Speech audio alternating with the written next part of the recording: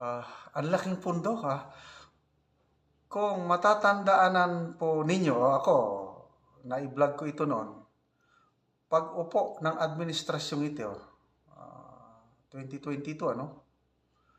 Plano na yan eh.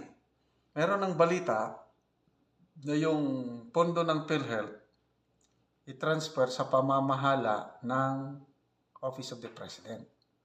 So, maraming umalma yan noon. Kaya, hindi nila isinakatuparan kaagad. So, yun. Ngayon lang, aprobado na ng board. I don't know kung anong board yung sinasabi ni Atty. Roque. Matutuloy na yung 90 billion pesos under na ng Office of the President. According to Atty. Roque, and I believe in that. Dati siyang congressman, may binanggit siya na Universal Healthcare Law. Batas na naipasa na nagsasabi ang gobyerno maglikom ng pundo through PhilHealth. Kontribusyon natin yan eh. Blood na balita. Pondo ng PhilHealth, 90 billion. Ulitin ko, 90 billion pesos. Ililipat sa Malacanang, sa Office of the President. Para saan daw? Para sa noble causes. Okay, pakinggan natin ang vlog ni Atty. Harry Roque.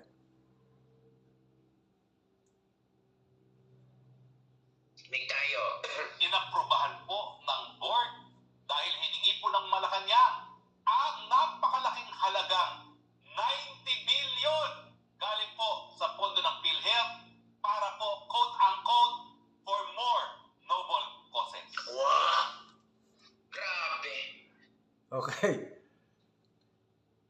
Noble causes. Okay? So ito po, vlog ni Ako Kabibig. Nag-comment siya. Paborito kong panoorin si Ako Kabibig. Napakasaya kong mag-vlog. I-forward ko lang kasi may dagdag na birada ni Atty. Roque. Sandali Sandali. Yan. Continue. Kalirke. Ito po ay malaking kabalastugan. Totoo. Ito po ay malversation of public funds. Hala. Ito po ay labag sa Universal Healthcare Law na nagsasabi na walang pondo ang PhilHealth na dapat mapunta sa gobyernong pangnasyonal. Hala. Dapat po yan ibuhos sa mas marami pang benepisyo ng ating mga mamamayan. Totoo. Sa ganon, magkaroon na ng mas maagang katuparan ang ating pangako na wala nang mamamatay na Pilipino dahil lamang sa kahirapan. True. Anong noble causes ang inyong sinasabi? Hala. Yan ba ay para bumili na naman ng lagda para sa firma? Yan Hala. ba ay para sa mga proyektong infrastruktura na pinakikinabangan ng mga politiko? Hala. Again. Go. Okay. So, grabe, no? Ang laking pundo ka. Kung matatandaanan po ninyo, ako, na-vlog ko ito noon, pag-upo ng administrasyong ito, 2022, ano? Plano na yan eh. Meron ng balita na yung pondo ng PhilHealth i-transfer sa pamamahala ng Office of the President. So, maraming umalma yan noon. Kaya, hindi nila isinakatuparan kaagad. So, yun. Ngayon lang, aprobado na ng board. I don't know kung anong board yung sinasabi ni Atty. Roque. Matutuloy na yung 90 billion pesos under na ng Office of the President. According to Atty. Roque, and I believe in that. Dati siyang congressman, may binanggit siya na Universal Healthcare Law. Batas na naipasa na nagsasabi ang gobyerno maglikom ng pundo through PhilHealth. Kontribusyon natin yan eh. Halos lahat ng Pilipino member ng PhilHealth. Ako, nag-contribute ako dyan sa PhilHealth ng 34 years. Pera ng taong bayan yan. Ngayon, hindi ko maisip bakit ililipat sa office of the president. At ang dahilan lang is for more noble causes. So, ang alam ko, ang DOH, under niya ang PhilHealth. Ganon ang struktura. Ngayon, ano pang silbi ng DOH kung ang operasyon ng PhilHealth ay magiging under ang Office of the President? Di ba nakakapagtaka? Ano ba ang Office of the President? Cabinet, nung una, Agriculture, Department of Agriculture, pinakialaman. More than 1 year na naging DE Secretary ang Presidente. Anong naging resulta? Palpak. Kasi, sa reklamo ng taong bayan, according sa mga puting ahas ni Marlica, nung bumababa na ang rating ng Pangulo at ang isang nirereklamo yung pagiging DE Secretary niya, kaya napilitan, nag-appoint ng panibagong DE Secretary. So anong naging resulta yung more than 1 year na DE Secretary ang Pangulo? Pinakialaman ng agriculture. Wala, puros palpak. Lalong tumataas ang presyo. Ngayon, nagkakaroon tayo ng food shortage. Kaya, mataas ang inflation because of kulang tayo ng production ng pagkain. Kaya palagi tayo nag-i-import. Lahat po, bigas, mais, karne, gulay, isda, import tayo ng import kasi palpak ang agriculture. O ngayon, napalpak na nga sa agriculture, magiging Health Secretary pa ang Office of the President. Pangangasiwaan ang laki pa naman, 90 billion pesos. Wow! O anong mga noble causes? Tama si Atty. Roque, para magpapirma na naman. Nako, kung yung utang natin ngayon, mga kaibigan, lumobo na 15.02 trillion pesos. Nung umupo ang administrasyong ito is only 12 trillion. Wala pang 2 taon, nadagdagan ng 3 trillion. So ibig sabihin, in 1 year, 1.5 trillion pesos. Utang ng utang.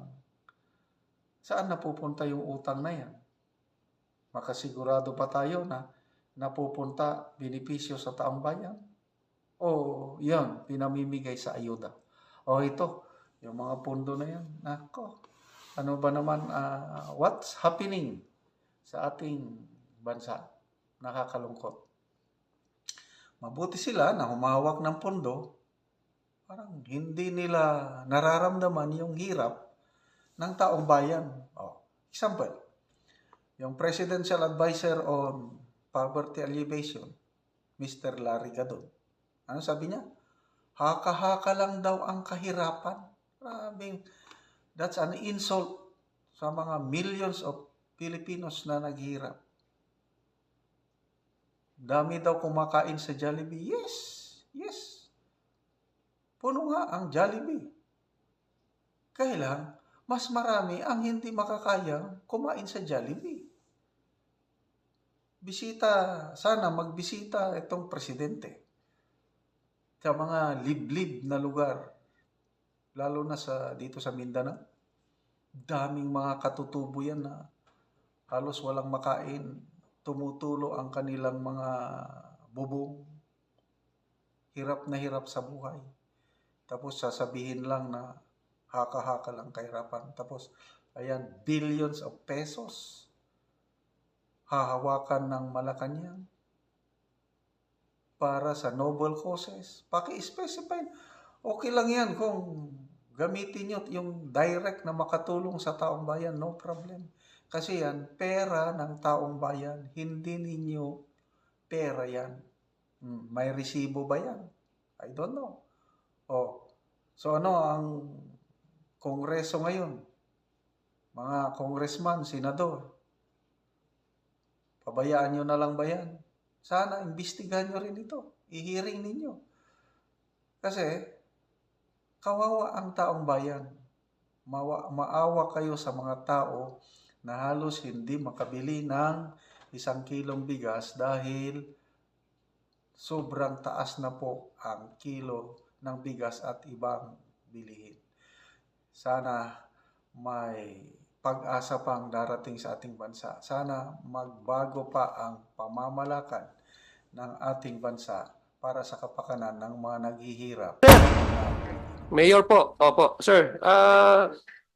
Yes, may sinasabi po si Barangay Chairman na under investigation siya, hindi naman po niya pa alam. Tapos may mga sulat po dito. May na-receive, I think na-receive niyo po ito. Oo, ito yung last meeting na na-receive natin. And do you confirm that MGB? Yes po. Yes, Mr. Chair, na-receive ko yan at kung ano man yung nakalagay diyan is automatically forward ko rin, inform ko rin sa mga concerned barangays na ito yung dapat gawin natin. We have to comply this. So, Yung mga sinabihan niyo na po yung barangay Masara na na off limits yung kinalalagyan ng kanilang mga bahay, kinalalagyan ng kanilang mga kung ano man yung public facility diyan. Nasabihan niyo po ang barangay na yan, barangay Masara? Yes, Your Honor, dahil kasama naman yan sa pag-prepare ng barangay disaster reduction plan. May kopya ba ho? Ito pong pagsabi niyo po dan sa kanila, mayroon nakasulat po 'yan. May ordinansa po ang inyong mayroon pa ko yung na approve adopted na ordinansa ng MACO na itong barangay na ito, a portion po ng barangay na 'yan ay hindi dapat paglagyan ng bahay at hindi dapat paglalagyan ng mga tirahan ng mga residente dahil according sa MGB, hindi po pwede dapat kasi geohazard area. Yung sa ordinansa, Mr. Chair, hindi ako sure kung may napasa ba. Si Apo Onlos. Sige po. Alfonso po. Alfonso. Okay Yes po. po, sir. Sige po, sir. Kung meron po kayong gustong ipabot sa committee ito. February 6, 2024. Gumimbal sa buong Pilipinas ang pagguho ng bundok na kumitil sa napakaraming buhay. Nais ko ring ipabatid sa inyo na kung hindi pa gumuho ang bundok, hindi ko malalaman na no build zone area pala ang nasabing lugar. Di ko lubos maisip kung bakit naglagay ang terminal ng mga bus, ang ating AMSI Incorporated. Ang mga bus po ay yung kabilang sa mga natabunan na gumuhong bundok last February 6, 2024 na ikinamatay ng maraming trabahante na lulan ng 3 bus at 1 jeep na sa mga oras na iyon ay pauwi na sana. Ang tanong ko lang sa AMSI, bakit po kayo naglagay ng terminal ng bus na alam naman po ninyo na ang nasabing lugar ay no build zone? Sorry to tell you this, no? Gaya na lamang ng nangyari sa akin. Nasa pilitan akong pinaglib sa aking posisyon sa kadahilan ng galit ang aming mayor sa akin. Sorry, Pastor, no? Because I'm just telling the truth and reality. Kasi hindi ako pumanig sa kanya. Alam mo na sa politika. Sukdulan po ang galit sa akin ng aming mayor. Hindi pa niya nakaupo as newly elected mayor. Inutusan na niya ang aming head sa IPS, in the name of Rolando Casigluman. Natanggalin ako at ayaw na niyang makita ang aking pagmumuka sa aming opisina. Na kung tutuusin, hindi naman ako trabahante ng munisipyo. na kung makapag-utos sila sa animoy, mga alila niya ang aming mga leader. Sorry, Mayor. Last portion, sir, Your Honor. Nais ko ring bigyan ng diin ang hindi makatarungang pahayag ng aming Mayor Carlos Bolter Rimando noong first committee hearing na nahirapan siyang paalisin ang mga residente sa Zone 1 sa kadahilan ng ancestral domain ang naturang lugar. Samantalang siya na mismo ang nagbigay ng mga permiso sa mga tindahan na nakatayo sa naturang lugar, gaya ng pagtayo ng barangay hall. May personal knowledge ang mayor dyan. Bakit mo hinayaang magpatayo ng barangay hall at terminal ng mga basis? Alam mo naman na no build zone ang area na yan.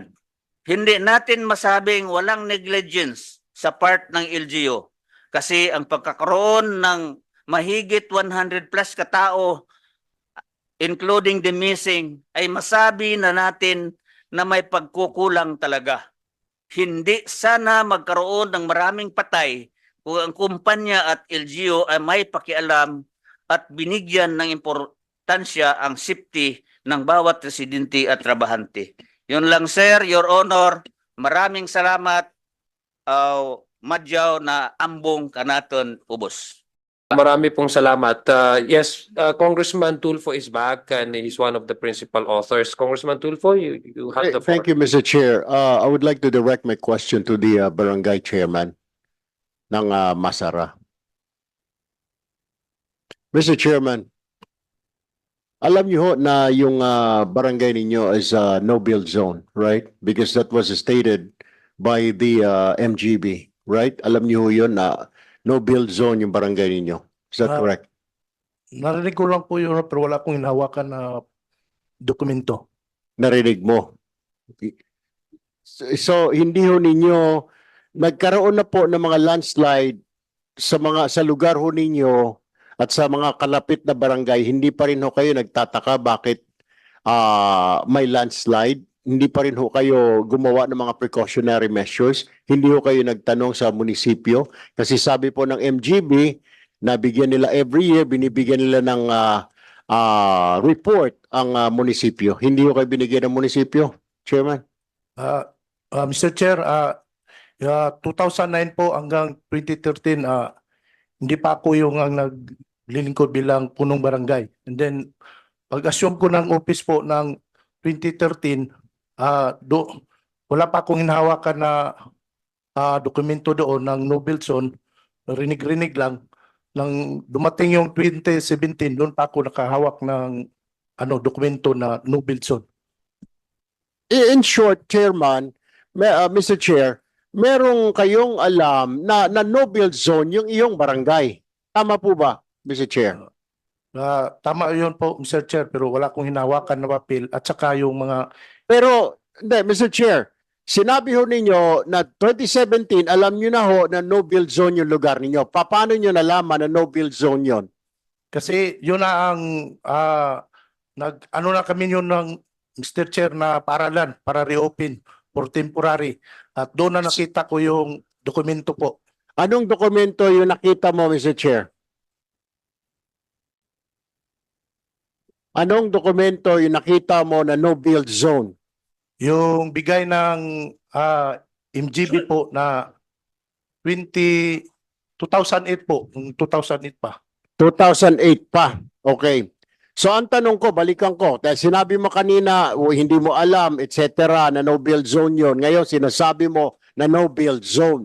So alam mo na no build zone, bakit pinayagan mo na tumayo ng mga istruktura doon sa lugar na yon, Mr. Chair? Mr. Chair, yung existing na po ng mga bahay doon, noong 2008 pa yun na mga bahay. Andun na yun na hindi nasalanta, hindi nasali sa nasalanta. Okay. Mr. Chair, hindi ka ba nagtaktaka kung bakit may mga bahay doon? Hindi ka ba nagtanong sa munisipyo bakit may bahay po rito? Mr. Chair, At na-inform nyo ho ba, Mr. Chair, yung mga tao na delikado itong kinalalagyan ng bahay ninyo, Mr. Chair? Mr. Chair, nung inuulit ko po, 2009 po, dahan-dahan nang bumalik na ang mga tao na hindi pa ako naglilingkod bilang isang punong barangay. Nang nag-assume ako ng 2013 po, marami na pong tao doon at may mga bahay-bahay na rin. Okay, Mr. Chair, I will direct my question out to MGB. MGB, kailan ho ninyo binigay yung no-build zone na warning sa barangay, sa local government? In 2008, Mr. Chair. 2008, okay. Where's the mayor of Mako? Your Honor. Kayo ho yung mayor. Yes. Ano ho nangyari na meron pala 2008 pa na sinasabi no build zone? Bakit to pinayagan na magpatayo ng bahay doon sa lugar na yon, Mr. Chair? Your Honor, hindi ko pinayagan. In fact, by virtue of the findings and observation, then may recommendation na kailangan i-relocate yung mga tao doon sa highly susceptible sa mass movement.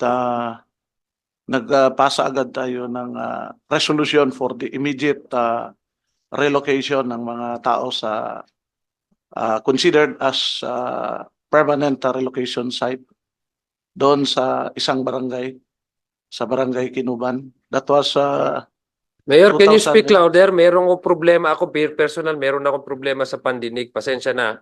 Pero bata pa ako. 2009 may pinasa kami na resolution by virtue of that yung recommendation ng MGB, yung geohazard assessment nila. So 2009 Your Honor. Mr. Chair, 2009, meron kayong resolution na no build zone. Bakit may mga bahay na nagsisitayuan doon, Mr. Chair? Actually, nilipat namin and then meron din I think during sa remaining term ko as municipal mayor, that barangay, specifically yung Zone 1, naging ghost area yan, ghost barangay. No, Mr. Chair. Malinaw ho ang tanong ko sa iyo, Mayor, bakit natayuan pa ng bahay yung lugar na yan na no build zone? 2009 pa pala sinasabi ng MGB na no build zone yan. Bakit may bahay? Hindi po magtatayo ng bahay doon, Mr. Chair, kung hindi mo binigyan ng mga building permit, ng mga bahay, ng mga eskwelahan, ng mga kung ano-ano pa, barangay hall, kung wala kayong binigyan ng building permit. Are you telling me, Mr. Chair, you did not issue a building permit, Mr. Chair? Yes, Your Honor, wala akong binigyan dyan na building permit. Wala kang binigyan na building permit, Mr. Yes, Chair. yes. Pero hindi mo na monitor na nagtatayuan na ng bahay sa lugar na yon? Wala kang report, wala kang tao, hindi nagre-report ng barangay captain mo na, Mayor, may nagtatayo po ng bahay dito sa no-build zone. Actually, kasama na yan sa kuan na Your Honor, yung sa pre-disaster management. Kaya nga, Permission. Mr. Chair, wala kayong ginawa ni Mayor, ni Chairman, ng office mo na may mga bahay na nagsisitayuan doon despite the fact na may sabi na ang MGB na bawal magtayo and hinayaan lang ninyo, hinayaan ng office mo, hinayaan ni Barangay Chairman. Your Honor, may marching order ako niya na we have to strictly comply and follow the recommendation na no build zone yung Meron ho ba, Mr. Chair, kayong ebidensya na may binigay kayo na instruction, communication sa Barangay Chairman dahil magiging responsibilidad ng Chairman yon o ng inyong office of the Engineering Department, Mr. Chair? as far as I could recall, Your Honor, may mga series of issuances din ako by virtue of the geohazard assessment ng MGB. Mr. Chair, can you submit that issuances? Is that written or is that just verbal issuances? Black and white na, Your Honor. Can you submit that in this committee? We want to see that as of now, issuances that you're talking about, Mr. Chair. As of now, Your Honor, tanungin ko muna kung itong mga kasama ko with regards to that dahil kailangan pa-retrieve ko, sorry. Pero, Mayor, pasensya ka na. Pangalawang committee hearing po natin ito. Ito pong mga tanong sa iyo is pabalik-balik. Nung last po na nag-committee hearing tayo, tinanong din ho ito, hindi lang ho ni Congressman Erwin Tulfo, pati na rin itong representation, marami din po kami nagtanong. So dapat naidala nyo na po, kasi yun lang pong pandepensa ninyo eh. Lahat po nagsasalita dito, always po sa local government.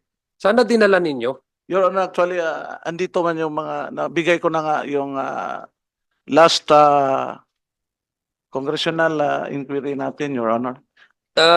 Yeah, with the indulgence of Congressman Tupo, we are indeed in receipt of resolution that the Sangguniang Panlalawigan adopted, but this is pertaining to the reopening of the elementary school in Zone 1, which is actually declared as a geohazard. Ang tanong po ni Congressman Erwin Tulfo sa inyo ay pagdating po doon sa mga building of residence doon sa area na iyon. Kasi ang tanong po kanina kay Barangay Chairman ni Congressman Erwin is, bakit mo hinayaan? Ang sabi po ni Barangay Chairman, wala po akong nakikitang notice from NGB, wala po akong nakikitang off limits, naririnig-rinig ko lang. So binalikan po kayo ni Congressman Erwin Tulfo. At ang sabi po ninyo ay meron po kayong issuances ng mga notice na no, ano yan, off limits yan, no building zones. Kaya nga po, ina-request namin, ano po yung mga issuance na yan? Meron po kayong papel. Your Honor, I believe yung mga issuances is dahil kung ano yung ma-receive ko from the MGB as municipal mayor, i-furnish ko agad sa 37 barangays ng municipality of Mako. Mr. Chair, so are you telling me na binigyan mo siya si barangay captain ng Masara ng issuances na notice na no build zone? Nakatanggap siya. That's my assumption, Your Wag mo sabihin assumption. Either binigay mo o hindi mo binigay. Ano ba talaga? Binigay mo o hindi mo binigay? Binigay ko, Your Honor, sa... Okay, sandali lang, Mr. Chair. If you would allow me, I will ask this barangay captain. May nagsisinungaling dito eh. Yes. Alam nyo, walang laman yung kulungan namin sa baba. Maglalagay ako ng tao ngayong araw na ito for contempt for lying in this committee. Now, you tell me, barangay chairman, binigyan ka ba o hindi ng notice nitong mayor, Mr. Chair? Bago ho kayo with indulgence of Erwin Tulfo, I would like to remind our resource persons, you have taken your oath. And your testimony here could be treated as your affidavit. And those who are to be found lying can be cited in contempt. Kasi perjury po yan. So tama po yung sinabi. Just, I want to, please make sure that your recollection is correct. Otherwise, may contempt power po ang committing it. Ayaw natin magpadala ng tao doon sa detention. So, Barangay Captain, please respond to Congressman Tulfo. Mr. Chair, sa totoo lang po, wala pa talaga akong natanggap. Wala kang natanggap Galing po kay Mayor. na kay mayor na issuances. Yes po. Sigurado ka. Yes po, Your Honor. Thank you, Mr. Chair. Mayor, Mr. Chair, wala raw natanggap si barangay chairman mo ng issuances sa sinasabi mo. Mayor, nung unang hearing pa lang, hindi ka puro hindi sigurado. Ngayon, hindi pa rin sigurado. Pangalawang hearing na natin. Now you tell me, may binigay ka ba o hindi? Huwag mo sabihin nakakalimot dahil hindi ubrang kalimot. Bata ka pa naman, Mr. Chair. Ang assumption ko dito, Your Honor. No, don't give me the assumption, Mr. Chair. I want a clear and concise answer because buhay po ang pinag-uusapan natin dito. 100 plus ang nawala.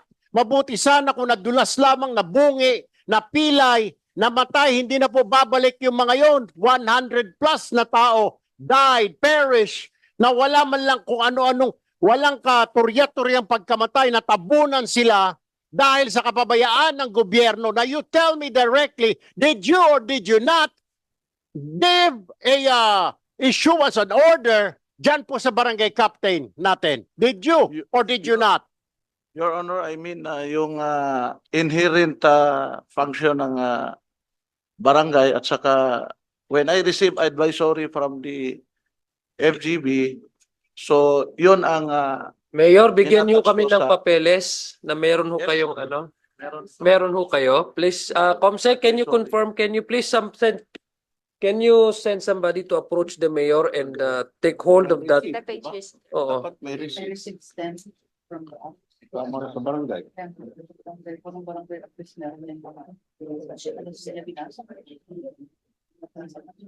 Your Honor, copy furnish. Yes, please yung- continue. Yes. Your Honor, copy furnish yung all barangays ko, yung 37 na barangays ko.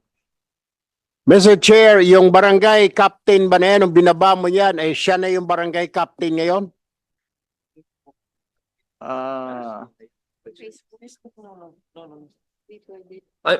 We don't indulge in- Iris na yun. Mayor, wait lang po. Yes. Screenshot ho ito eh. Sa Facebook, mga advisory to ng OCD. Yung ano nyo. We cannot accept this, Mayor. Ang kailangan ho namin ay may receipt, acknowledgement ang barangay, signed by you, maybe in a form of a resolution, maybe. May stamp na na-receive ng barangay, hindi lang ang barangay, but the secretariat. But this is, my goodness, Mayor, this is the presentation of OCD. My God. Your Honor, Wait, asan ba dito? Are you? Your Honor, if I may, pwede ba mabigyan ng panahon yung MDRRMO ko? Andito, No. Mayor, sorry Kasi ilang oras na po tayo nag-uusap-usap dito. Narinig niyo nga po si Congressman Rufus kanina. It's a political will. Naisip po namin na kaya nagkakaroon ng ganitong klaseng landslide, trahedya na may namatay. Tama nga po yung sabi ni Congressman Erwin Tulfo. Ako, okay lang po sa akin kung building lang ang nasira. Anyway, public funds yan. Pwede naman yan ponduhan ulit. Pero paano ponduhan yung namatay na? Kaya nga po, sabi namin, at the very least, Mayor, may negligence sa part nyo. You prove us wrong. This is your opportunity to prove us wrong. Now, I ask you if you can provide us the copy of your issuances. You gave me a presentation of NDR OCD. My goodness, Mayor. Niloloko mo ba kami, Mayor? Sorry, hindi ako pero my goodness, how? Yun ang presentation ng OCD eh. Congressman Tulfo, what is your pleasure?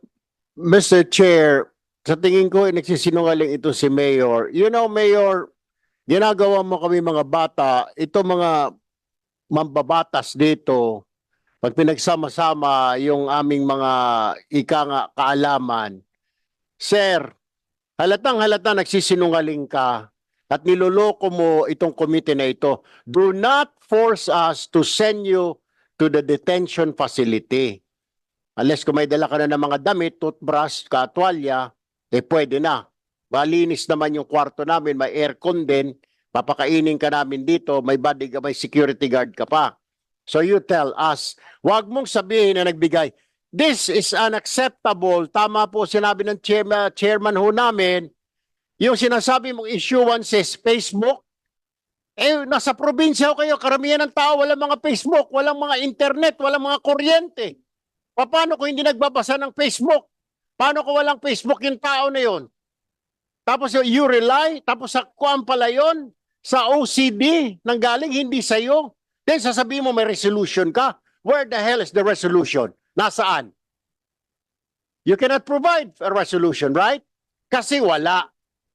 Wag mo akong sabihan, wag mo kaming sabihan na gumawa ka ng resolution, board resolution. Dahil wala kang ginawang resolution. Sabihin mo na lang na wala po akong ginawa. Mas gusto ko pang marinig, pinabayaan ko pong magtayo ng bahay doon. Wala ka ng lusot kahit saan ka pumunta, huli ka eh. Sasabihin mo resolution? Facebook is not a resolution, for heaven's sake. Hindi resolution yan. Bisa OCD yun eh. Announcement nila yun sa Facebook nila. Paano sabihin nyo na resolution mo? Dahil pag sinabi mo yun na resolution mo, idediretso na kita. Sasabihin ko sa sa Sergeant at Arms namin, ikulong ka na sa baba. Do not lie. Huli ka. Huli ka, Balbon, sa ginagawa mo kalukuhan. You lied. You're under oath and you lied. Mr. Chair, I leave that to you.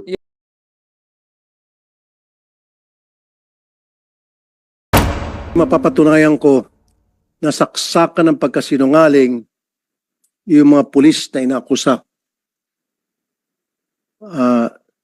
If you remember, Mr. Chair, hinamon natin ng lie detector test yung mga pulis. Anong pangalan ng mga pulis na yon? Comsec? Nasaan po yung mga pulis? This is yung Rodelio Vicente case. Saan yun sila? Bulacan. Opo. Yung tatlo po, yung una yung kalbo, tapos yung isa, taas ng kamay, tatlo kayo, ano? Pareho palang kalbo tong dalawa at saka isa. Upon the advice of their counsel, pumayag kayo na kayo ay magpa-lie detector test, right? Versus Dito kayo? Upo ka dito. Dito kayo. versus yung dalawang complainant. Dito ipapakita ko sa iyo, Mr. Chair, na walang respeto sa iyo ang mga ito bilang dating PNP chief at bilang chairman ng committee na ito, at walang respeto itong tatlo sa Senado. Ginagawa niya pong katatawanan nitong tatlo ang Senado, ang committee po ninyo, at maging kayo po, kasama na rin po ako doon. Because these two policemen were asked if they're willing to take the lie detector test to prove whether or not they're lying or telling the truth. In fact, binigyan natin sila ng counsel. Kinausap sila. We waited for several minutes. I think even half an hour almost. And they were advised by their counsel. And then they said, yes, willing kami magpa-lie detector test to prove na kami nagsasabi ng totoo. Because meron na po akong doubt na sinungaling po itong mga ito, and later magpapakita pa ko ebidensya kung gaano kasinungaling ito. And I will show proof out of my radio program during my previous interview with them. Pumayag po yung dalawang complainant. The two complainants, Mr. Chair, na nagpa-lie detector test, pumasa po sila. Nakalagay doon na walang trace of lying, they're being truthful. Ito pong tatlo nag-decide na umatras. Ang request ko sana sa committee na ito, through you, Mr. Chair, mag-issue po sana ang committee na ito ng show cause order why they should not be cited in contempt doon sa pag-atras nila na nung una pumayag sila at pinalilitaw nila na parang ginagawa ng katatawanan tong Senado. Mr. Chair. So siguro tatanungin natin sa kanila, although I know na karapatan nila na tumanggi, pero may karapatan din po siguro ang Senado na para protektahan ang integridad ng Senate against people who will make a mockery of this committee. Patutunayan ko sa inyong tatlo na napakasinungaling nyo. Wala kayong respeto sa dating Chief PNP. Para kayong binibaby-baby yung bang nasa piling nyo?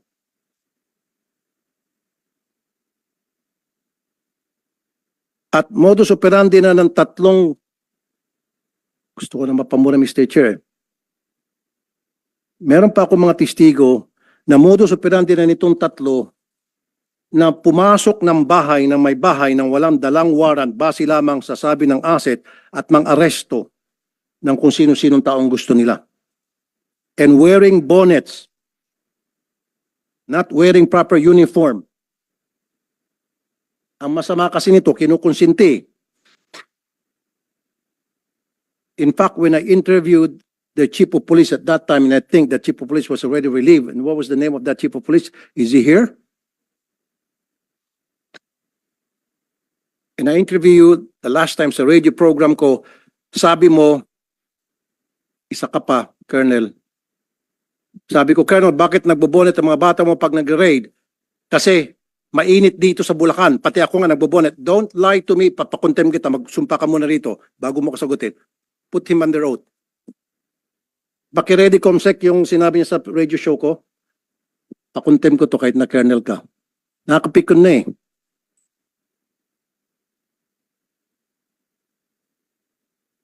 Hindi po ako papayag na for so many years, for decades, nakikita ko po kung paano apihin ng mga abusadong pulis ang mamalit nating kababayan. Although hindi naman po lahat ng pulis abusado, I have so many friends in the PNP na napakabait. Barkada ko for so many years, just like you, Mr. Chair. Pero merong ilan tulad ng mga ito, ng mga bulok na itlog sa PNP, ang siya nagsisira sa imahe ng napakaganda na ginagawa ng kapulisan natin. Dahil sa gravity ng inyong kasalanan, yung magandang imahe na na-built ng mga kasamahan ninyo for so many years pinaghirapan, nawa-wipe out sa isang iglap dahil sa katarantaduhan ninyo. Now, Colonel, can we put him under oath? Yes, Kumsek, can we administer the oath?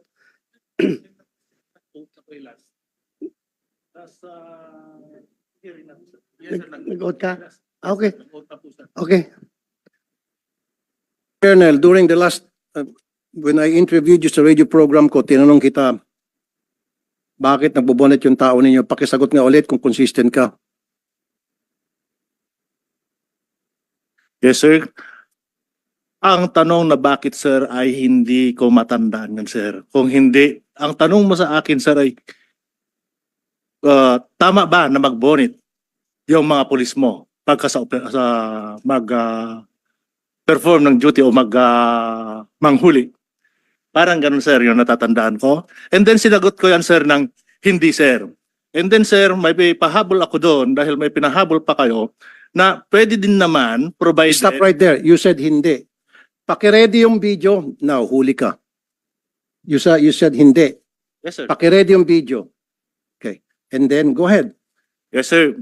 And then, sir, sabi ko, pwede din naman provided na pagdating mo sa area is magpakita ka ng mukha mo, itaas mo, yung bonnet mo kung may bonnet ka, at magpakilala ka as No, police sir. officer. Yes, that was later on. Pero ang una mong sinabi, mainit kasi sa Bulacan, kaya nagbobonet kayo, maging ikaw, nagbobonet ka nga. Yun yung straight answer mo. And then, dumugtong ako ng tanong, saka sumagot, masama kung nakataas, kung nakababa, dapat nakataas. Dapat, Colonel, ang diretsong sagot agad mo doon, bawal ang bonnet, stop na, wala nang mainit. At ako nga nagbobonet. Ginagawa mong kengko yung PNP. Do not use the word mainit, kaya ka magbobonet. Anong kinalaman ng mainit na panahon? Wait, Colonel. Anong kinalaman ng mainit na panahon sa pagsuot ng bonnet? That's what you said. Are you denying it? Na you said na mainit? No, sir. You deny Mayroon akong naaalala Hindi, na sinabi you denying it? na mainit, Let's sir. play the video. Oh, sabi mo mainit. Yes, sir. Mayroon, sir, akong word na mainit pero hindi ganyan ang pagkasabi ko, sir. Gusto mo i-play kong video? Hayaan niyo po muna sana ako. Hindi, gusto mo i-play kong video. Yes, sir. Pero gusto ko pong sagutin Go before ahead. niyo po i-play para po hindi po ako mangungopya sa video. No? Sige. Kung sinasabi niyo, sir. Noong tawagan niyo po ako ay actually ako'y nagpunta sa isang barangay na kung saan tayo ay Before you continue. Before you makita- continue, sandali lang. Colonel Pulonio. Sir? Hipi ka pa ngayon doon o na-relieve ka na? Sir, nakabalik po ako, sir. Saan? Sa Sa Pandibulacan, sir. Andi, Bulacan. Yes, sir. Nakabalik ka doon ngayon Yes, sir. as hippie. Yes, sir. Okay. Continue. Nandito bang kataas-taasan sa PNP? Bakit nakabalik tong taon to? Sinong PD? PD ng Bulacan. Sagutin mo ang tanong ni Senator Tulfo. Bakit niyo binalik doon? Nakapag-out ka na? Out ka na? Tapos na? Okay. Okay, but continue, please. Colonel. Yeah. Please. Yes, sir. Sir, ang natatandaan ko nung tanongin niyo ako tungkol dyan, kung tama ba, ay yung nga sinagot ko, sir, na hindi, sir, sabi ko. Mayroon yung word na, and then may pahabol doon, sir. Na kung saan ko sinabi na pwede naman pagpunta mo din sa area, pero pagdating mo doon sa area ay magpakilala ka as police officers at sabihin mo kung ano yung pakay mo. Yun, sir, yung naano ko doon, sir. Kung saan, sir, ay nasabi mo, ay naikisabi ko rin sa'yo na ako nga, sir, ay nagsusuot din ng bonnet dahil, sir, sa word na bonnet na nakopya ko na rin sa inyo. Pero actually, pati yung mahiinit, sabi ko, kasi during that time, ay nasa taas ako ng bubong that time, sir.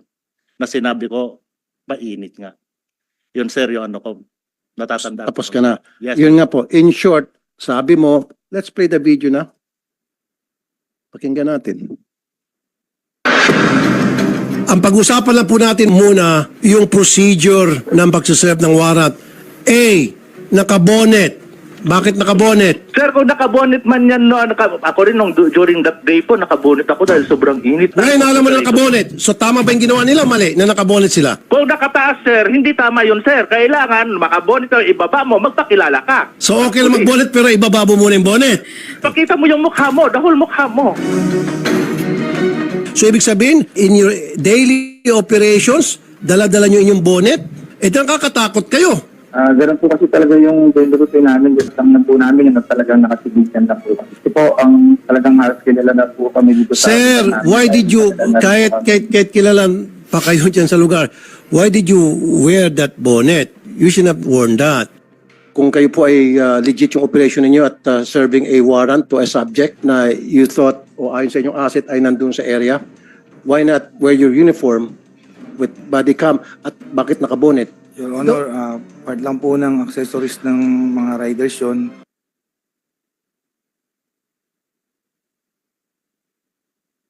So yun, you use the word mainit. Now, Mr. Chair, tumanggi sila, first things first, yung request ko po sana, baka pwedeng mag-show cause order in committee na ito kung bakit hindi natin sila i-contempt sa pag-atras nila. So there's a motion from Senator Tulfo that we require these three policemen to show cause why they will not be cited in contempt by this committee. Is there any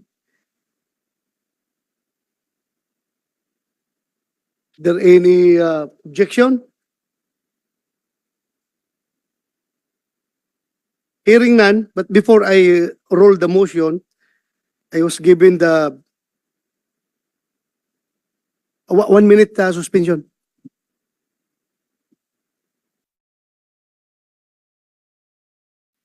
Mr. Chair. Before I will rule that motion, will hold that motion in abeyance, and I will roll that motion on that motion later. Mr. Chair, I would like to congratulate those two complainants dahil they passed the lie detector test.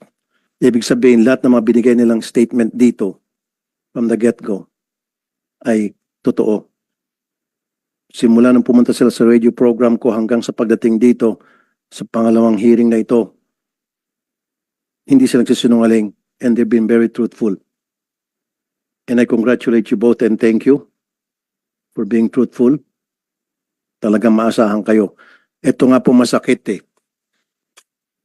Ito mga kababayan natin na maliliit, kung sino pa po yung biktima, pinasok na yung bahay na wala sa tama, walang dalang warrant. Mali yung bahay na pinasok kung talagang merong talaga silang hinahabol. Of course, papalag yung may-ari ng bahay, yung pa yung kinulong. Ang masaklap, ulitin ko ulit dito, nung yung anak susundan yung tatay niya sa presinto para kumustahin, pati yung anak ikinulong. Anong klaseng hustisya meron dito? Nang bugbog pa. Sabi ko nga, kayong tatlo, nagawa nyo yun sa bahay ng Camilon family sapagkat sila'y mahirap. Kung ginawa nyo yun sa bahay ni General Bato de la Rosa, now Senator Bato de la Rosa, baka may kalalagyan kayo. I promise you, hindi nyo kayang gawin yon sa bahay ng mga mayayaman. Hindi nyo kayang gawin yon sa mga taga Forbes Park. Or maski na sa mga wala sa village na mga bahay na mayayaman. Hindi nyo kayang gawin yon. Look at me while I'm talking to you, please. Ikaw, just look at me. Huwag ka matakot, hindi kita kakain, hindi ako kumakain ng tao. Ang tapang-tapang mo, pag pobreng kaharap mo, pero pag sa akin, hindi ka makatingin. Duwag ka pala. Napakaduwag mo. Ang kaya mo lang mga pobre. Titigan mo pa siguro hanggang sa matuna, pero pag kaharap mo ako, takot ka. Bagbuntot mo. Subukan nyo gawin yun sa mga bahay ng mga mayaman. Hindi. Baka naratat na kayo. Nagagawa nyo yun sapagkat alam nyo walang kalaban-laban mga yan. And I have witnesses na dati nyo nang ginagawa pala yan. At kinukonsinti kayo na inyong chief of police. Pinasibak ko, ibinalik. Anong klaseng hustisya meron tayo sa Pilipinas? Pag pulis ang may kasalanan, binibaby-baby. Pero pag ordinaryong maliit na mamamayan natin, agad-agad nakukulong. Pag minalas-malas, sinasalvage pa. O matatagpuan na ng patay at nagbigti kuno. Bakit ganito ang hustisya sa atin? Pag pulis, nagtatakipan, nakakalusot. Pag pobreng kababayan natin, nakukulong agad. Yung mga karapatan, tablado. Nabubugbog pa. Ngayon, nasibak nga itong si Chief of Police dahil sa mga lapses na binanggit ko, ibinalik.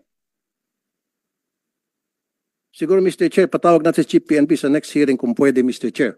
Yes, we will do that, Senator Tolpo. Well, andito yung nagbalik, yung provincial director.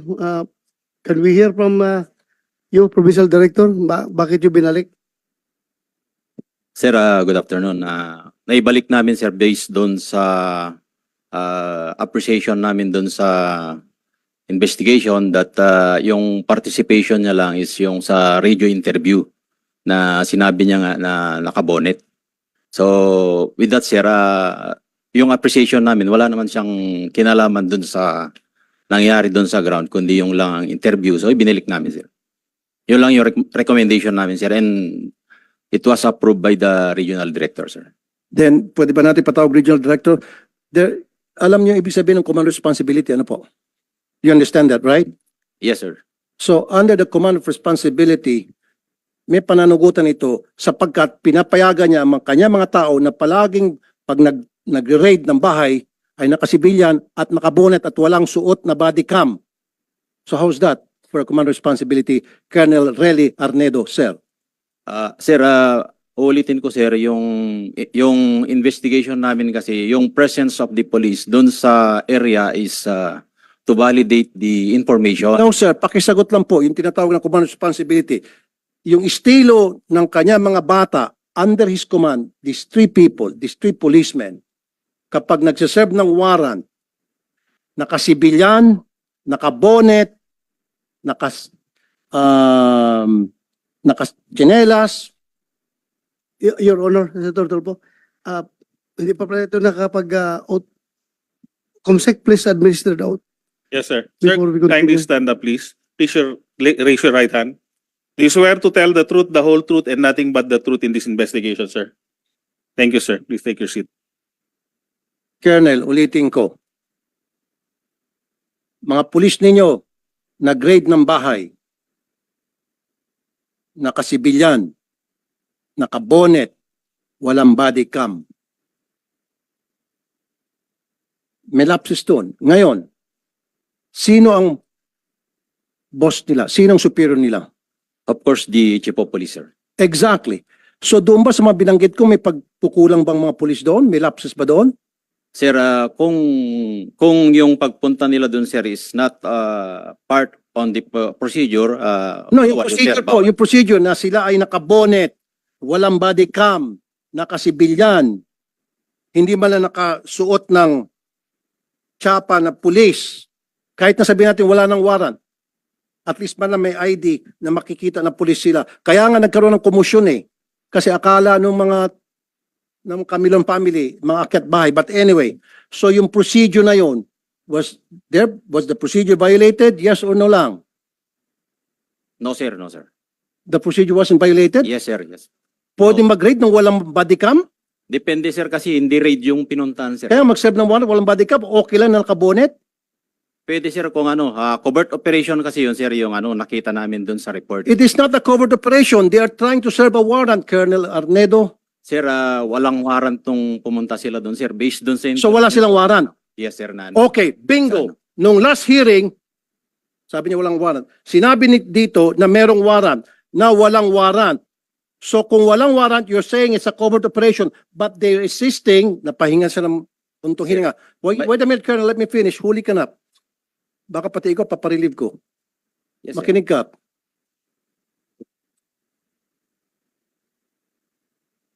Sabi mo, walang warrant. Nung last hearing, merong warrant. Makinig ka. No, Colonel. Ulitin ko, for the end time. Ngayon, lumabas sa bibig mo.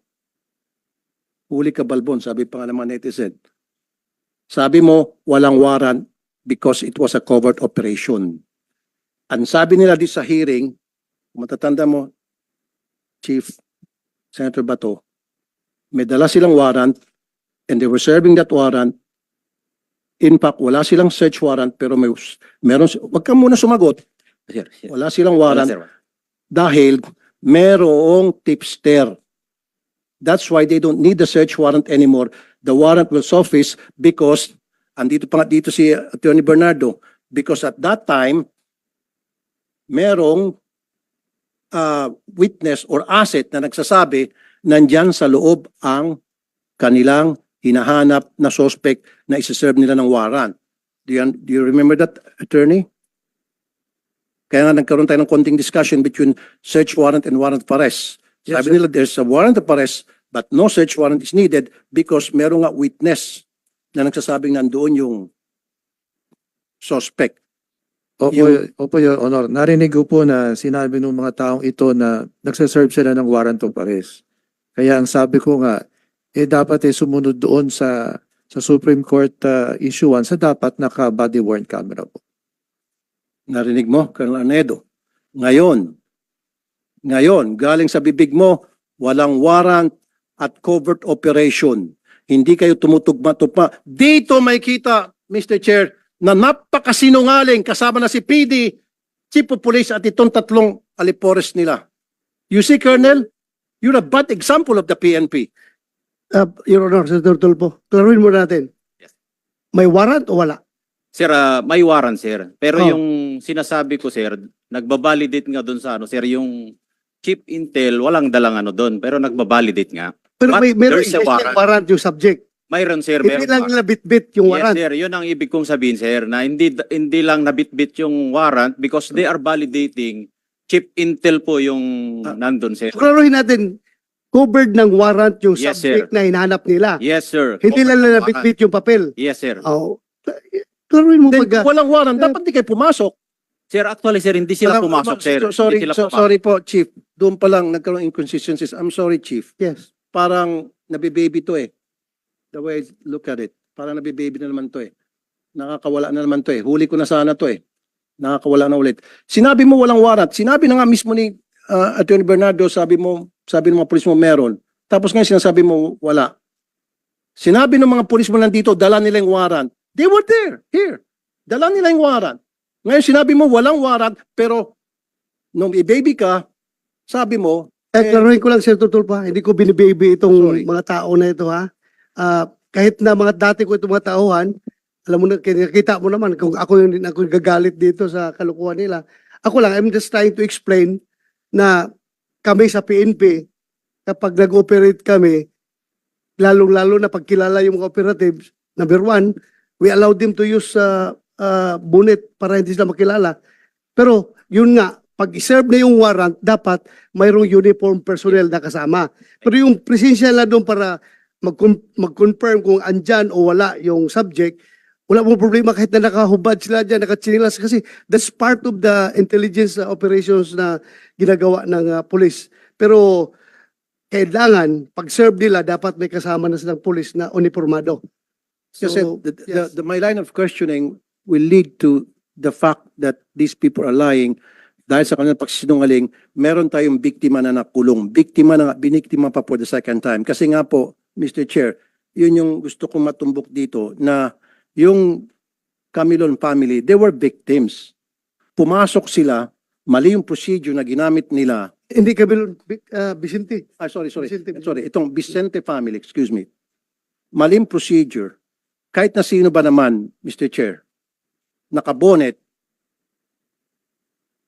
may pumasok na mga tao, of course, papalag, magkakaroon ng tulakan. And based of that, ginamit ng mga pulis na ito para kasuhan sila ng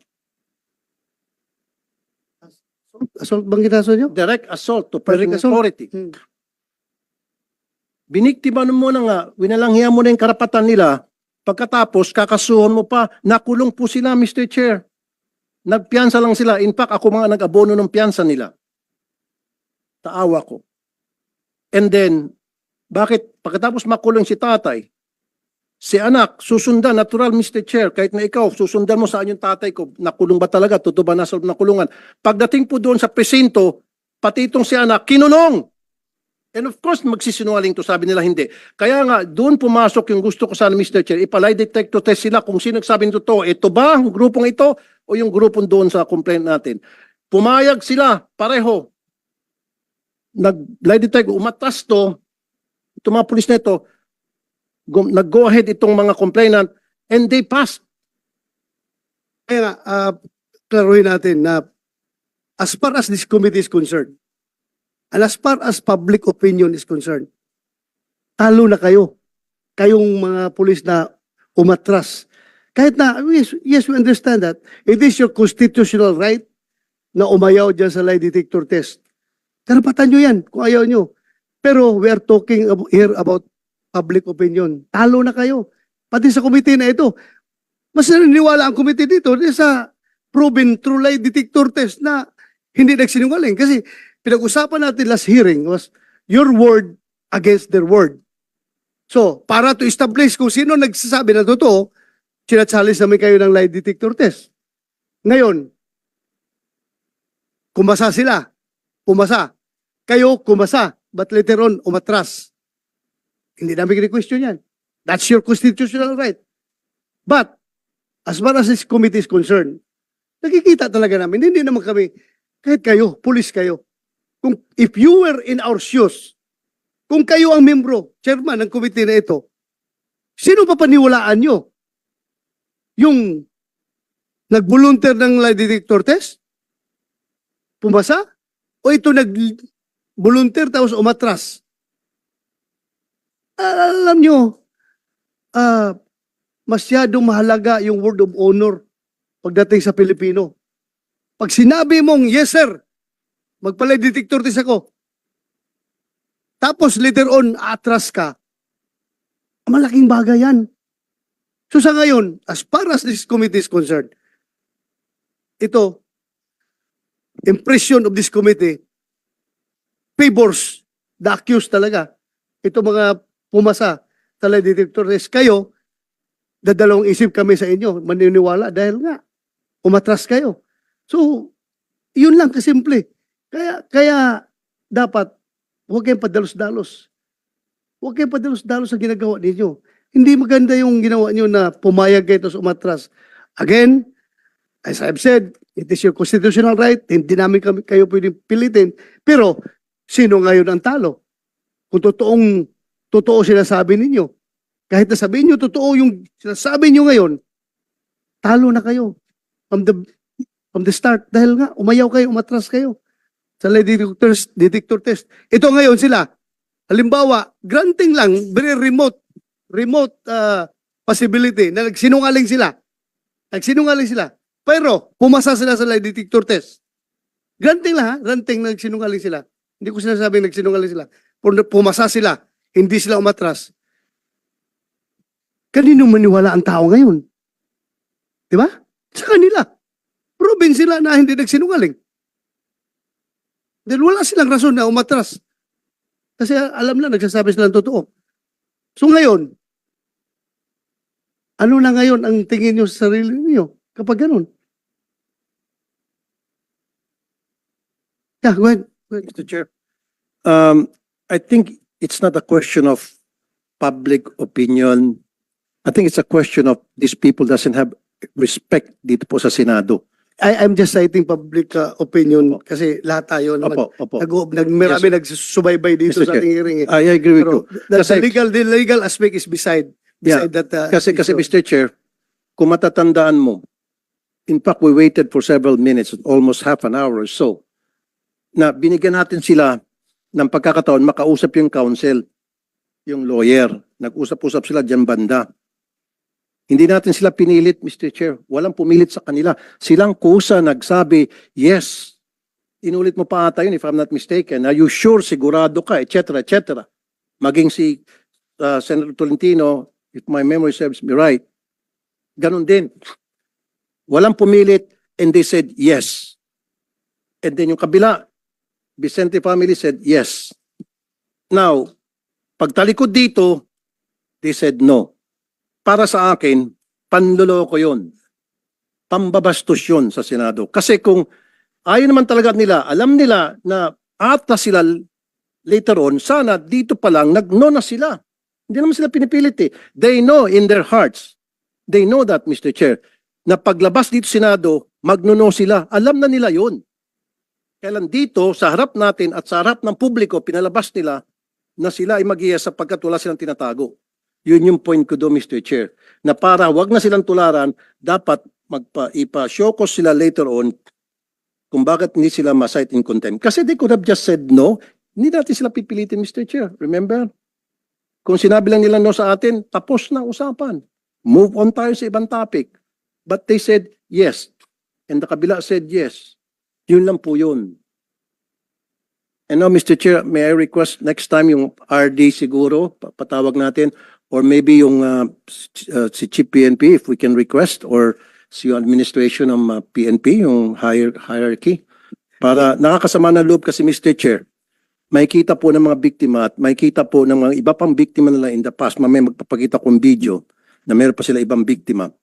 At kumbaga, parang gumawa ng kalokohan mga ito, nakalusot na naman, at nakulong pa yung mga katulad naming mahirap. Yes, we will do that in the proper time. Buti pa, Mr. Chair, yung mga ibang PD at RD na nilapitan ko, pag nirelieve all the way. Marami na po ako naparelieve na mga chief of police, na I went to the PD and RD, na-relieve all the way. Ito, nirelieve and then binabalik din at nagbigay lang ng rason na para sa akin, very shallow, flimsy yung reason.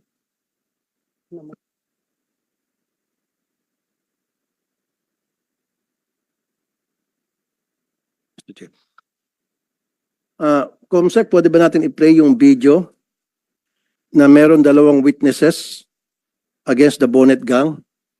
It has nothing to do with the Vicente case. Ito yung previous case na involved na naman itong grupo. Recidivist eh. Alam nyo, Colonel Arnedo and Colonel Apolonio and kayong tatlo, marami akong kaibigan ng mga pulis. My father was a member of the Philippine Constabulary. And I trust you that. My uncle, General Alexander Aguirre,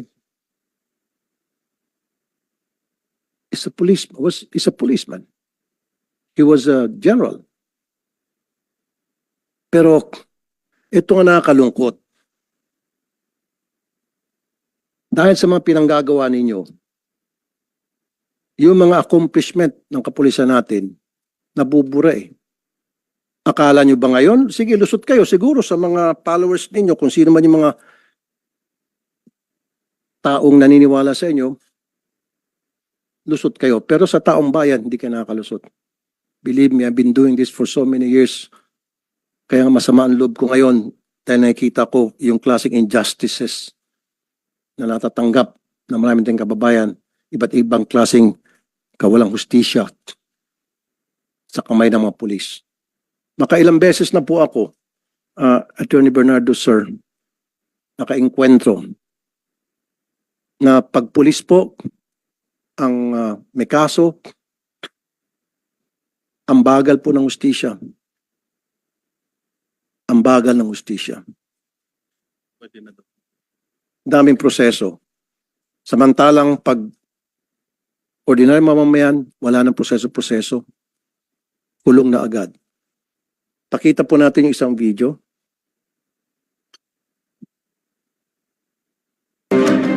Tama ho ba? Nakabonet po sila? Lahat po sila, nagpa-abonit po sila lahat. Ang lalaking tao nila, ang dami nila. Sobrang ho, nung sumugod ho sa inyo ilan? Marami po sila.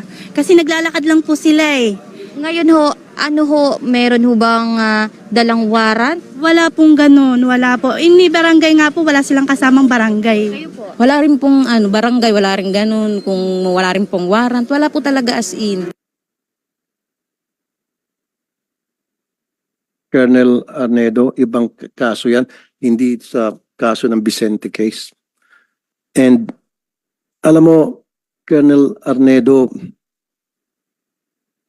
inconsistent ka kanina.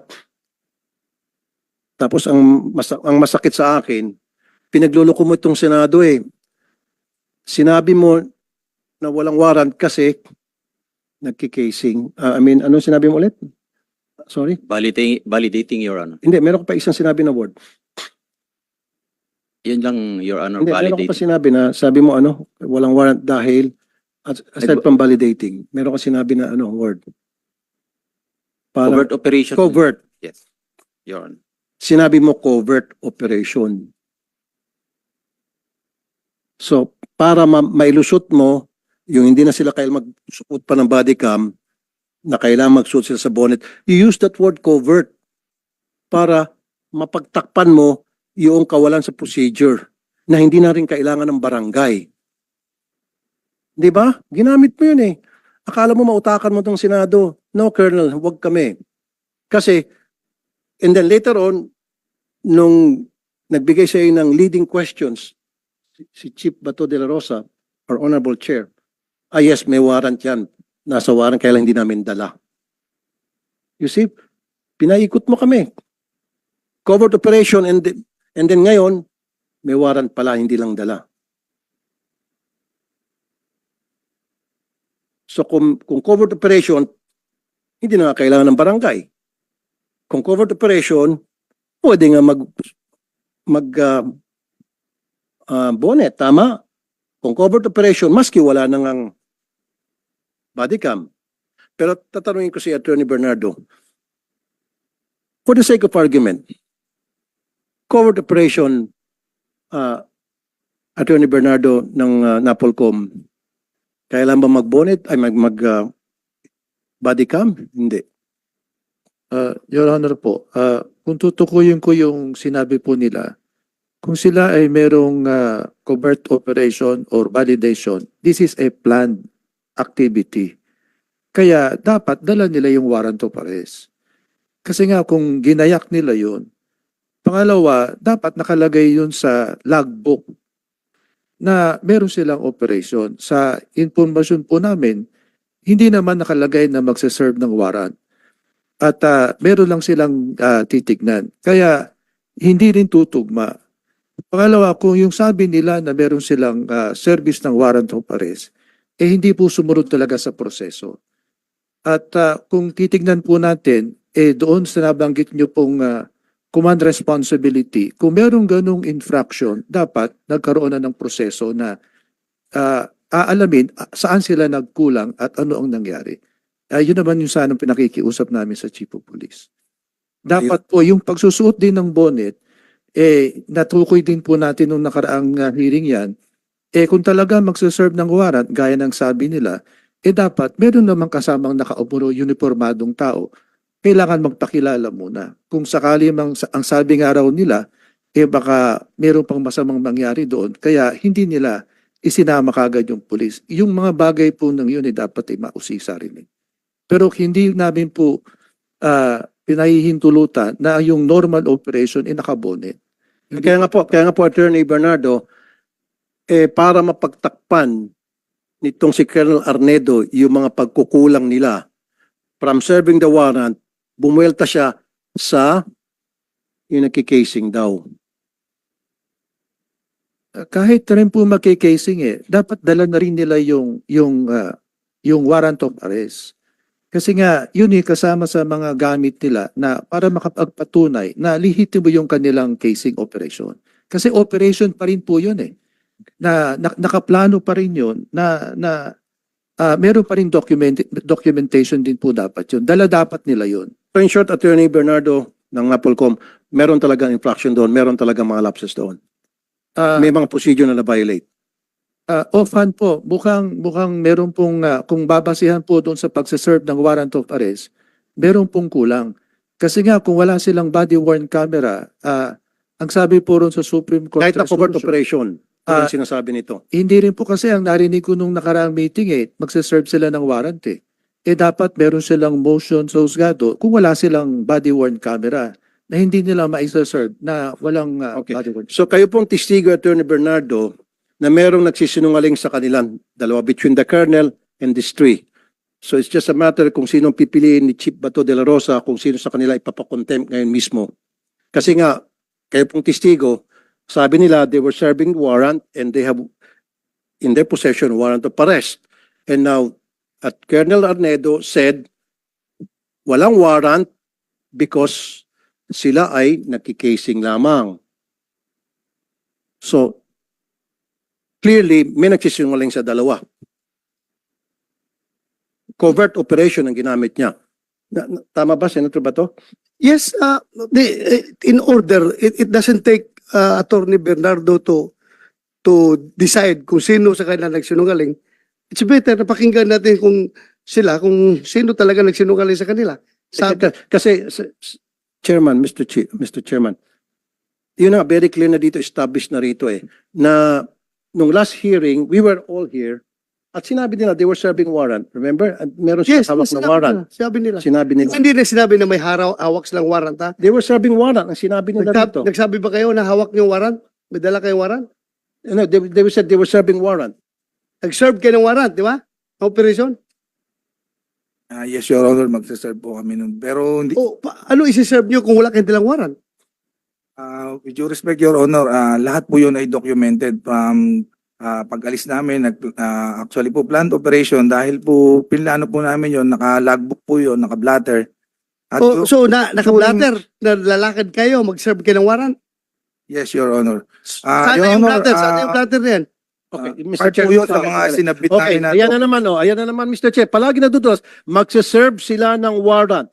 At again, kumukontra naman sinasabi ni Colonel Arnedo, yung kanilang PD, na walang warrant dahil sila ay nagkikasing lamang. Again, hindi na naman tumutugma. Ang daming hindi pagtutugma-tugma. Covert operation, hindi, hayaan mo siya magsalita. Let him speak. Do not stop him. Isa ka pa. See, sandali, hindi, I'm not talking to you, sir, Colonel po. You see? Sinabi niya, they were serving the warrant, which means they have the warrant in possession, because if you're serving the warrant, then you must have that paper. Yes, dapat. Kaya nga, di ba? Simple English. They were serving the warrant. So, merong hawak sila. So, saan ang warrant nyo at that time? Bakit hindi kayo nagdala ng warrant? According to your Dala po ng warrant officer ko, Your Honor. Ako po yung sinasabi lang hindi may dala, pero yung warrant officer ko po ay meters lang po ang layo sa akin. Sinong warrant officer nyo the time? Police Corporal Joel Dicen po, Your Honor. Ikaw? Yes, Your Honor. May dala kang warrant ng time na yan? Nasa bulsa ko po, Your Honor, kasi po magsaserve po kami ng warrant of arrest. Kaya nga, paano kayo magsiserve kung walang warrant? So, dala-dala yung warrant? Dala po namin, Your bakit Honor. sabi mo na walang warrant? Magbabalidate pa lang kami that time, Your Honor, nung... Sandali. Mr. Chair, Bakit mo sinabi na walang warrant? Mr. Chair, alis na lang ako rito. Hindi ko matiis.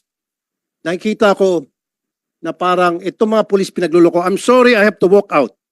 Hindi ko kaya to.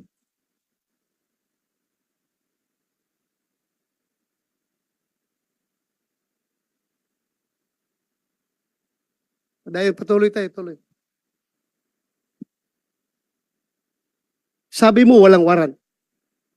Sir, based doon sa report, sir, pagbabalidate nga sila, ang warrant of arrest is nasa warrant officer, sir, which is not part of the validating team. Yung nga, Chief dapat Intel. pinintindi nyo kasi, Tulpo, na ang may hawak ng warrant, yung warrant officer. Ay, sir. Sila, Di- intelligence officer, nagsusurveillance sila kung nandoon yung subject. Di ba? Yes, sir. Kasi pag-serve ng warrant, siya na magsiserve ng warrant. Yes, Your Honor. Naintindihan ko kayo. Naintindihan ko kayo. Yung procedure na yan, ginagawa ko yan nung panahon ko. Ganun man talaga. Magsiserve ka ng warrant. Alangan naman magsusurveillance na ka-uniforme. Bulabog na kayo. Layas na yung subject niyo kung naka-uniforme. Ganun lang yun. That's one.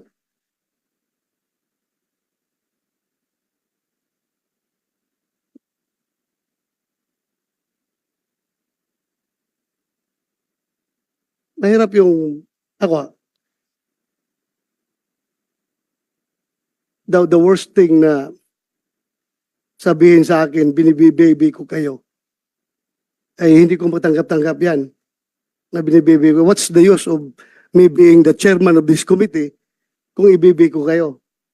For the record, wala naman sigurong makapagsabi dyan na sinong pinakamaraming na-contempt na pulis dito sa Senado? Kaninong komite pinakamaraming na-contempt na pulis at saka mga witnesses? Ako. Kaya wala akong pakialam kung sino kayo, kung dati ko kayong tao, basta kamali kayo, mamalasing kayo sa akin. Pero pag kayo naman gumagawa ng tama, hindi na ako papayag na wawalang hiyain kayo. Di ba? Fair lang tayo dito. Fair. Ayaw kong sabihin, porque dati akong pulis, bibibihin ko kayo? No. Record shows. And record will vindicate me na ako ang pinakamaraming pinakulong na pulis dito sa Senado. Ako ang pinakamaraming. Pero record shows also, kapag nakita ko na ang pulis ay totoo ang sinasabi, ay, by all means, dipinsahan ko rin yung pulis. Di ba? Bakit naman wawalang hiyain yung pulis kung dapat hindi dapat walang hiyain? Ganun lang ako, fair lang ako dito. Wala akong pinapaboran dito. The most insulting action is for that kasama mo dito, mag-walk out, walk-outan ka.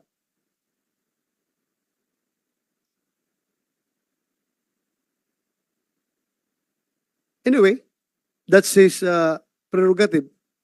Kung ayaw na niyang makinig sa hearing, kanya na yan. Ako lang man. I am trying to be fair here. Wala akong bias dito. Kahit na sabihin nyo, dati akong chief PNP, ang dami ng pulis minala sa akin. Ako lang, fair lang ako. Ayaw ko lang rin na masyadong kinakawawa yung pulis na dapat hindi naman kakawawain. Respetuhin lang rin natin dahil kung ano yung right ng mga complainant na civilian, ganun din ang right ng mga pulis. Fair lang tayo. Yun lang sa akin. Ayaw kong ma-accuse ako na binibaby ko kayo. Never in my pagiging chief PNP o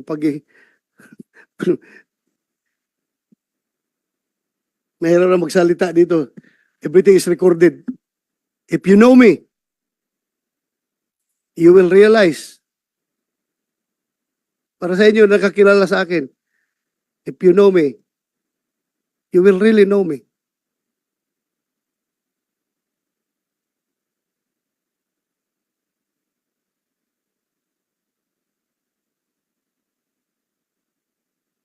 Hindi ko lang matanggap-tanggap for the record na kayo ay pinagmumura dito. Ayaw na ayaw ko mumurahin yung taong naka-uniforme, mumurahin, wawalang hiyain. Yan ang hindi ko matanggap-tanggap. Kung dapat kayo murahin, doon sa labas. Huwag dito sa hearing.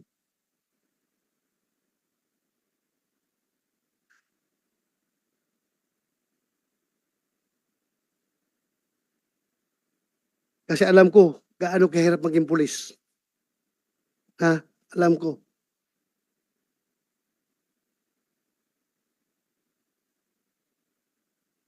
Paglabas mo pa lang dyan sa pintuan ng bahay mo, hindi mo na alam kung magkakabalik ka ng buhay sa mga anak mo pagkahapon. Kaya dapat respetuhin natin yung pagiging pulis. At doon naman sa mga abusadong pulis, dapat talaga may kalalagyan kayo. Kayong mga abusadong pulis. Dahil niyuyurakan ninyo yung uniforme, yung badge na suot-suot ninyo. Hindi kayo dapat magiging pulis.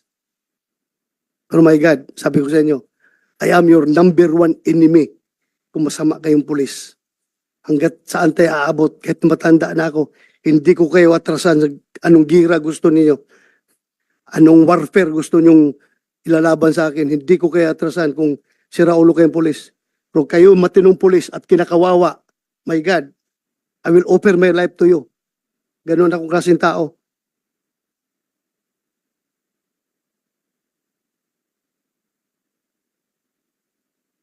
So, standby muna tayo dito sa issue na ito. Yung kay Vicente.